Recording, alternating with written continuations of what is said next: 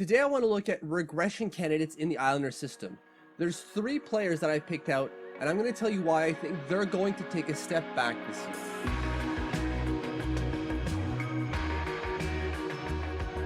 Now there's 2 bits of housekeeping.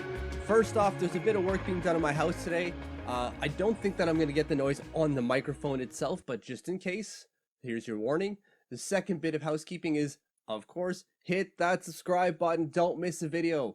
Also, go to Twitter, follow @TLOMitch, that's me. Don't miss any breaking information about Islanders prospects or game coverage I've yet to cover on the channel. So looking at the Islanders prospect system, I've picked out 3 guys who I think are probably going to take a step back this year. And I'll define as to why I think that individual player may take a step back, but just to kind of tell you a little bit more before I get to that is, I don't think any of these are going to be like, these are terrible players and we're finally figuring it out. I think there's a bit more substance to why these guys might be taking a step back. So just know that it's not that these guys are going to be terrible, and I've always said they're going to be terrible, and here's why. It's really, there's a little bit of justification behind it. So let's get to the first one. Colin Adams, I think, is going to take a step back this year. And just from the surface, you can already figure out why. He's going from the college level to the AHL. He's probably already, just on that alone, probably going to take a step back. The AHL is a cut above college hockey, even if he was playing in the top college conference, the NCHC. Even though he's going from the best college conference to the AHL, he's still probably going to take a step back. And then you have to factor in the role he's going to be playing.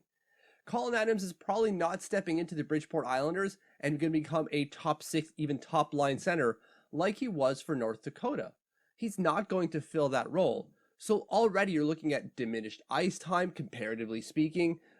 Power play role probably isn't going to be there. Penalty kill role isn't going to be there. Just all of those things are going to go down. And just that alone is going to necessitate or bring about a reduction in production. Now, again, that doesn't mean he's not talented. It just means we're probably going to see his NHLE, or actually even just his production rate, which NHLE is based off of, take a bit of a dip down next year. Just because he's going in a stronger caliber league, and he's going to have a reduced role compared to what he had last year. The second player I want to bring up is big Finnish goalie Henrik Tikkanen. And just like Colin Adams, he's taking a step up. He's going from the Mestis League to the Pro Leagues full time this year. But he's also doing so in a reduced role. At the Mestis League, he was a starter. Now, at the Liga League, he's going to be a backup for Kalpa. He's not going to get a ton of starts. Is he going to get the 921 and was it 194 goals against average he had last year with Kalpa? Probably not. And to be fair, he did that in 7 games. Like, the sample size was real small last year for him. Can he do that this year with a, what will, even though he's a backup, be a bigger sample size? I have a hard time believing that. He's already off to a rough start with a 4.05 goals against average and an 840 save percentage. In 1 start, albeit, but still, like, he's not going to put up these 921 and 194 goals against average, I believe. I believe he's still going to be a strong goalie, but I don't think we're going to see these mind-blowing numbers that he put up last year.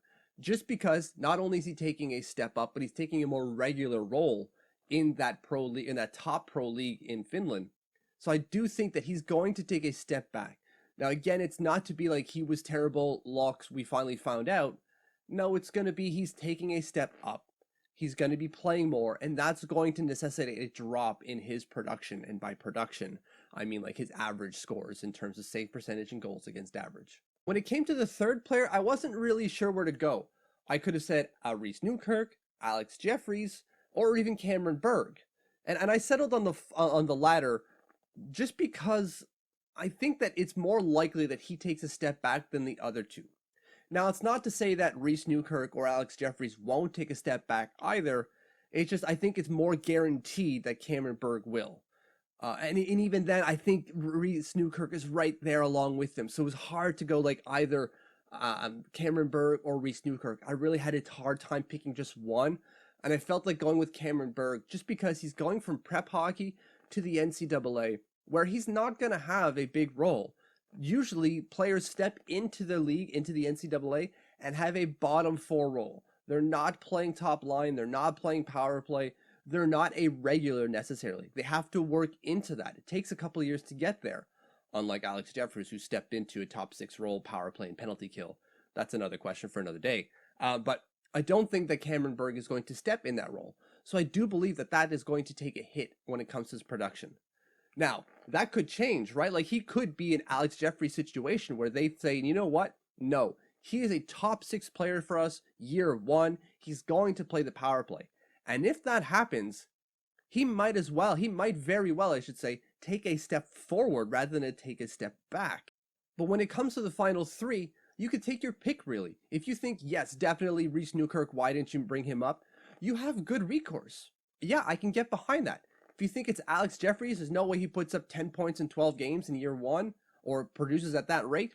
Yeah, you're probably right. But if all the 3, I'm more dead set on Cameron Berg. It's kind of a close tie in first, right? It goes Cameron Berg, Reese Newkirk, 1A, 1B, and then it goes Alex Jeffries kind of third. You can maybe convince me on other players, but these 3 are for sure going to regress in 21-22. Thank you for following. Thank you for subscribing. If you have not subscribed yet, hit that button. And if you have, thank you, thank you, thank you.